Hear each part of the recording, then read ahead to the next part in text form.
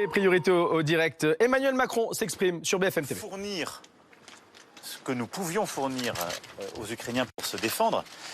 Puis on voit bien que le monde est en train de changer et que nous avons besoin tous de produire davantage, à la fois pour soutenir l'Ukraine face à cette agression et pour nous protéger nous-mêmes. Cette dynamique, elle est lancée partout en Europe et à travers le monde. La France a une force, son industrie, elle a une force, son armée, et donc cette économie de guerre, elle est aussi pour nous. Face à ce défi, vous en avez beaucoup entendu parler, l'une des forces de l'industrie française, ça a été de livrer ces canons César. Et donc ces canons, on a réussi à augmenter la cadence, on l'a triplé la cadence de nos canons. Et aujourd'hui, c'est un des éléments déterminants pour les Ukrainiens, pour protéger leur territoire. Et ce qui fait aussi que nous sommes en train de vendre ces canons César un peu partout à travers le monde et que ça devient un produit d'export extrêmement puissant. Ici sont faites les charges. Grâce à la mobilisation, et je veux vraiment saluer Eurenco, l'ensemble des collaboratrices et collaborateurs, on est passé en temps complet. L'entreprise et l'usine tournent en permanence. Elle a augmenté ses cadences, aménagé son rythme, ce qui fait qu'on a doublé la production. Et donc deux choses vont être faites pour aller plus loin. Un nouveau site pour les charges, par rapport à ce qui est fait aujourd'hui, encore doubler et donc produire plus de charges. Et dans les charges, on met ces poudres et on a tous fait le constat que si on voulait aller plus vite, sécuriser, il fallait qu'on maîtrise la totalité du processus. Et donc le choix industriel a été fait de relocaliser les poudres. Elles sont faites aujourd'hui dans le nord de l'Europe, dans un autre site, là, en Suède, et donc on les remet en plus de ce qui est fait en Suède, en France, parce qu'on va produire plus, parce qu'on veut produire plus vite, et parce qu'on veut sécuriser les choses. Ce qui fait que grâce à ce choix et à cette transformation qu'on est en train de faire, d'ores et déjà 76 millions d'euros ont été investis par l'Europe dans l'entreprise. Eh bien, c'est 500 millions d'euros que l'entreprise va investir sur les 2 ans qui viennent. Ce seront 250 emplois qui seront créés, avec le doublement de la cadence encore sur les charges et avec la recréation des poudres. Monsieur le Président, est-ce que cette économie de guerre est compatible avec le déficit budgétaire et vous êtes accompagné du ministre des Armées et du ministre de l'Économie? Bien sûr, parce qu'elle produit de la richesse. Et on ne réduit pas les déficits en faisant moins d'industrie. C'est même l'inverse. Le problème du modèle français, ce contre quoi nous luttons depuis maintenant 7 ans, et la bataille que nous sommes en train de réussir, c'est précisément celle de la réindustrialisation et de la création de richesses. La France a un modèle social généreux, c'est une force. On l'a même réarmé en investissant dans notre santé, dans notre école, etc. Mais ce qui ne correspondait pas à ce modèle social, c'est le modèle productif. On avait laissé notre industrie partir. On avait une réponse face au déficit de tout temps, quelles que soient les majorités, taxées. Ce qui fait qu'on était le pays le plus taxé d'Europe. Nous, on a une stratégie claire. Baisser les impôts pour relocaliser, être le pays le plus attractif en Europe. Nous le sommes depuis 4 ans. Réindustrialiser, ce que nous sommes en train de faire. On recrée de l'emploi industriel. Créer de l'emploi. On en a créé plus de 2 millions et baissé de 2 points le chômage. Et donc, faire avancer le pays. Donc oui, l'investissement dans notre industrie, France 2030, dans l'innovation, l'investissement aussi dans notre recherche, notre innovation, l'investissement dans notre défense crée de l'emploi. Et donc ce faisant nous permet de baisser les dépenses sociales qui accompagnent et permet de créer de la richesse pour tout le pays. La guerre, c'est bon pour l'emploi? Je ne dirais pas les choses comme ça, je préfère la paix. Mais l'industrie, la réindustrialisation, c'est bon pour l'emploi. Et dans les industries, il y a des industries de défense. Et la trajectoire de la LPM sera respectée malgré le contexte budgétaire actuel? Bien sûr, et c'est ce que nous faisons depuis le début. Et vous savez, je n'ai pas attendu cette guerre pour prendre mes responsabilités sur les sujets de défense. Et oui, je vais répondre à ceci. Je vais vous montrer. C'était préparé par le ministre, mais ça montre très bien les choses. Sur les commandes, regardez les commandes que nous passons. Ça, c'est de l'investissement. Dès 2016, on a commencé à monter. J'ai été élu en 2017, ça ne vous a pas échappé. On est passé de 9,5 à 15 milliards d'euros de commandes. Et là, nous sommes maintenant à 20. C'est-à-dire que, je suis élu, on a doublé les commandes militaires. Donc on a donné de la visibilité à l'industrie de défense et derrière, on a créé de l'emploi. Depuis qu'on vote les LPM et que je suis président, on les respecte au centime. Et donc derrière, on a justement une cadence qui est tenue. Et je voulais vous montrer ça parce qu'on parle d'obus. Ça, c'est très instructif. Quand j'ai été élu en 2017, on produisait 500 obus par an.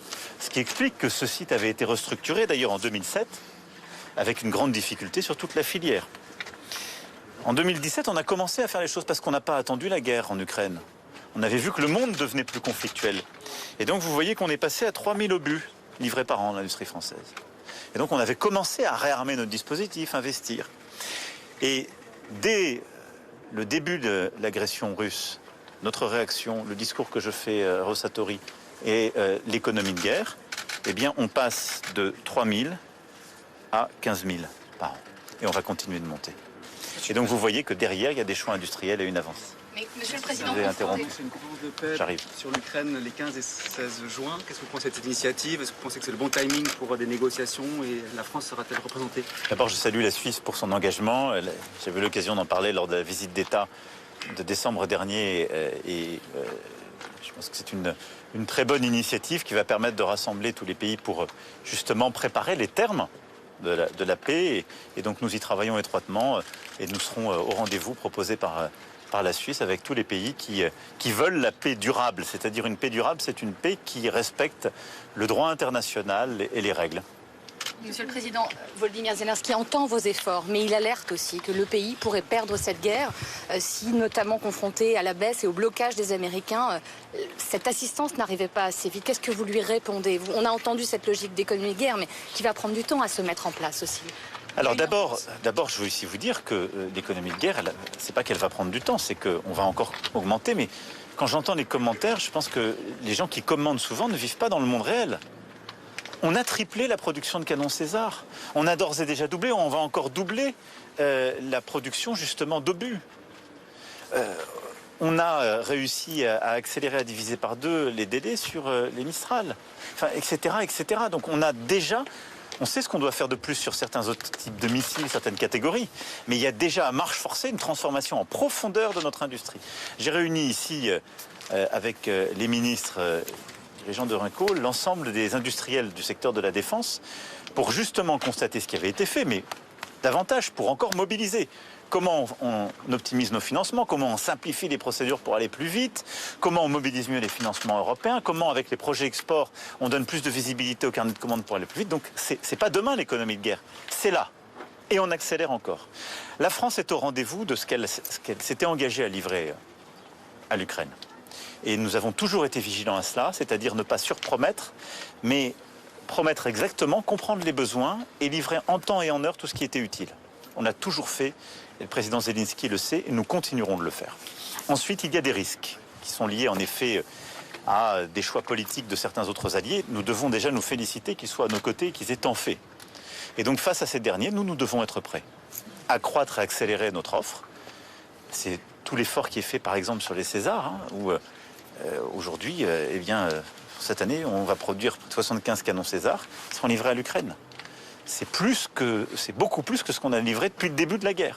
Bon. Donc on accroît les choses. On continue sur les missiles justement qui permettent d'atteindre dans la profondeur sur le sol ukrainien les capacités russes qui leur font si mal. Là aussi, on va accroître les livraisons. Maintenant, face à ça, les Européens doivent être prêts. C'est tout le sens de ce que j'ai pu dire en février dernier, c'est-à-dire que nous, Européens, on doit faire plus et plus vite. Mais si les financements américains ne sont pas là, eh bien nous, Européens, nous devons nous mobiliser et donc, en Européens, bâtir des solutions de financement nouvelles. Nous y travaillons main dans la main avec l'Allemagne et nous avons eu l'occasion de sécuriser des premiers financements, la facilité européenne de paix, l'aide budgétaire et donc c'est les fameux 50 milliards qu'on a décidé en février pour l'Ukraine. Mais on devra peut-être décider de faire davantage si les Américains ne sont pas au rendez-vous. Nous ne pouvons pas lâcher l'Ukraine. Parce que l'Ukraine, c'est à 1500 km d'ici. C'est-à-dire c'est notre propre sécurité. C'est la possibilité pour l'Europe d'être en paix. Ce matin, vous avez rappelé dans le discours qu'on est dans un moment où on parle beaucoup de l'Europe, beaucoup dans le cadre des élections européennes.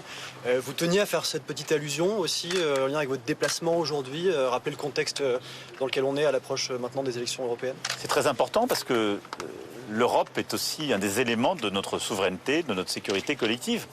Quand il y a 6 ans, je parlais d'Europe de la défense à la Sorbonne, beaucoup des commentateurs disaient que c'est une lubie française. Europe de la défense... Depuis le milieu des années 50, on a lâché cette affaire, c'est pas vrai, ça ne marchera pas.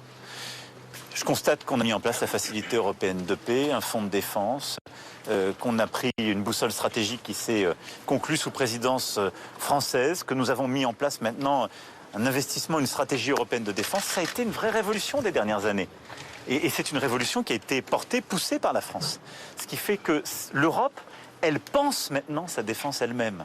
Elle pense sa sécurité. Et pas simplement comme avant, où en quelque sorte, elle l'a dédiée à d'autres. Elle l'a déléguée, et principalement pour beaucoup, aux Américains.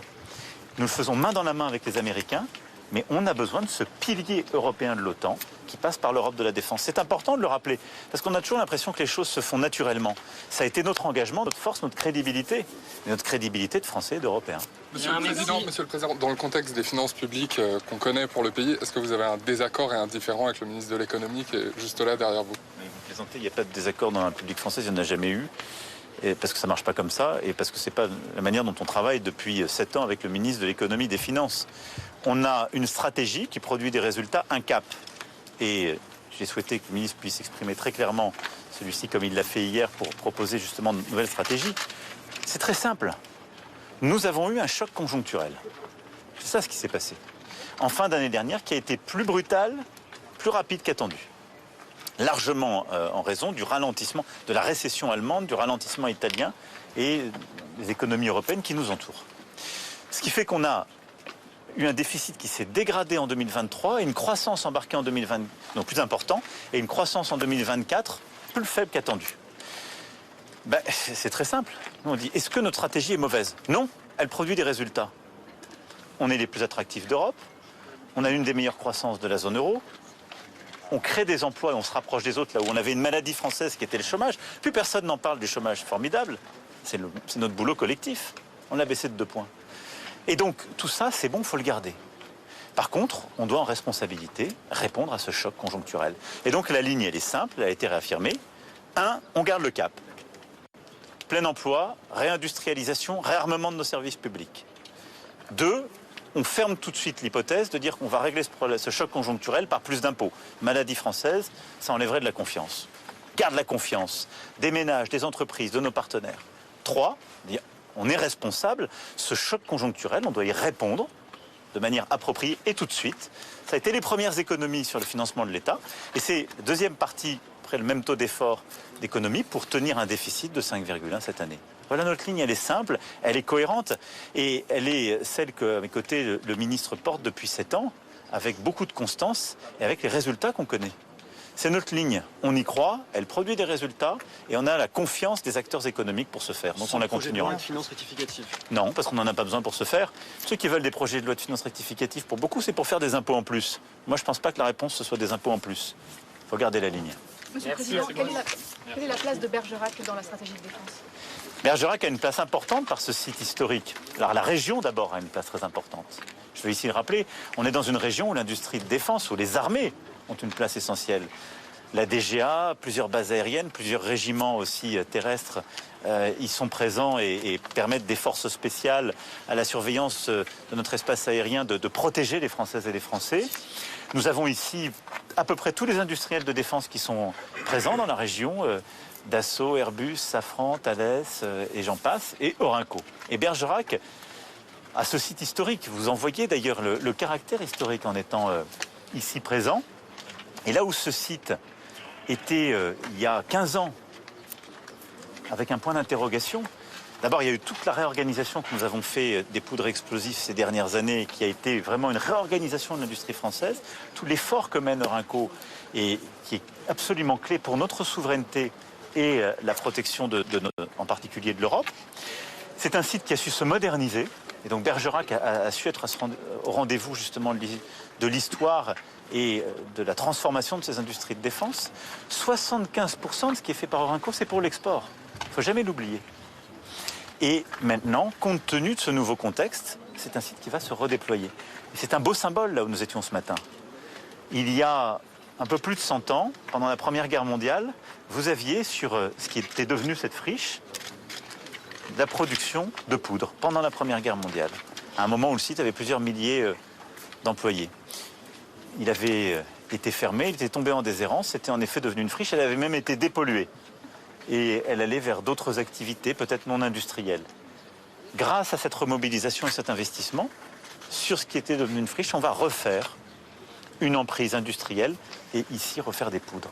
Donc Bergerac est pour moi l'image de cette reconquête industrielle et de cette souveraineté militaire que nous voulons pour nous-mêmes et pour l'Europe.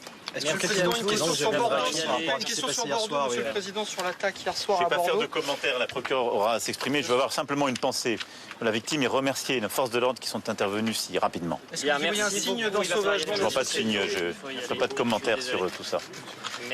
C'est 2 mots. Merci à vous. Bon courage, bon retour à tous et toutes. Merci beaucoup, messieurs, dames.